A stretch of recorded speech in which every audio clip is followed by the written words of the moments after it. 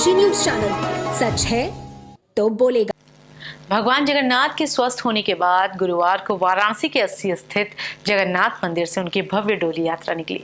भाई बलभद्र और बहन सुभद्रा के साथ पालकी में सवार होकर भगवान काशी की सैर पर निकले।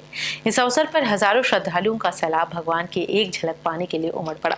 विशाल डमरुओं की गड़गड़ाहट और जय जगन्नाथ के उद्घोष से मंदिर परिसर भक्तिमय हो उठा। अपराह्न 3:30 बजे मंदिर के पुजारियों की देखरेख में भगवान जगन्नाथ, बलभद्र और सुभद्रा की डोली को लाल वस्त्रों और रंग बिरंगे फूलों से सजाया गया। गाजे बाजे, ढोल ताशा, शहनाई और बैंड की धुनों के बीच भगवान की आरती उतारी गई। इसके बाद मंदिर के गर्भगृह की परिक्रमा के साथ डोली यात्रा शुरू हुई।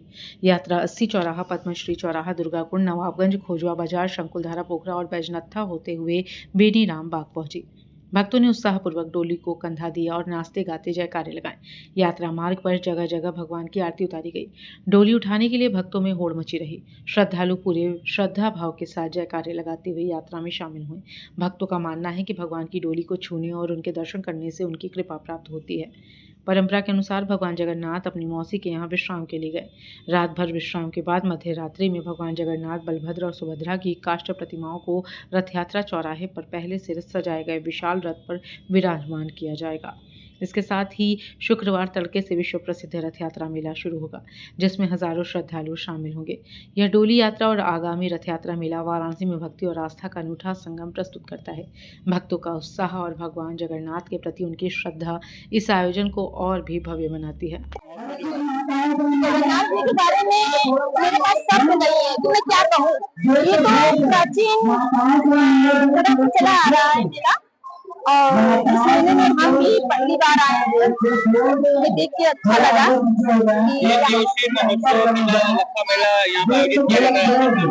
जी। भारी संख्या में ये तो अपने प्रति मतलब भगवान के प्रति श्रद्धा है, और काफी भीड़ संख्या में भगवान जी के स्वागत के लिए हम लोग खड़े रहते हैं।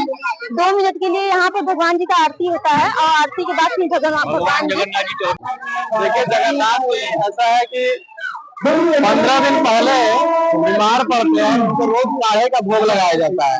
80 पे जगन्नाथ जी का जहाँ मंदिर है, वहाँ पे रोज उनको काढ़े का भोग लगता है। और जब वो 15 दिन के बाद ठीक होते हैं तो फिर वो घूमने के लिए अपने ननिहाल जाते हैं। जगन्नाथ जी और बहन भाई सभी लोग, बलभद्र जी, सुभद्रा जी। तो मान्यता है कि जगन्नाथ जी का दर्शन करने से हर मनोकामना पूर्ण होती है। और हमारे यहाँ शंकुधारा पूरे रास्ते में केवल एक ऐसा स्थान है, शंकुधारा में द्वारकाधीश जी का मंदिर, जो कि प्राचीन है, जिसकी बहुत महत्व है। और इसके बारे में बताया जाता है कि अगर हम जगन्नाथ जी भगवान का मन से और पूरे सच्ची श्रद्धा से अगर हम उनका नमन करते हैं तो हमारी सारी इच्छा पूर्ण होती है। रास्ते में केवल एक यही जगह है जहाँ पे वो रुकते हैं 2 मिनट के लिए, जहाँ आरती होती है, और वापस वो बेनी राम जी के बगीचे में चले जाते हैं।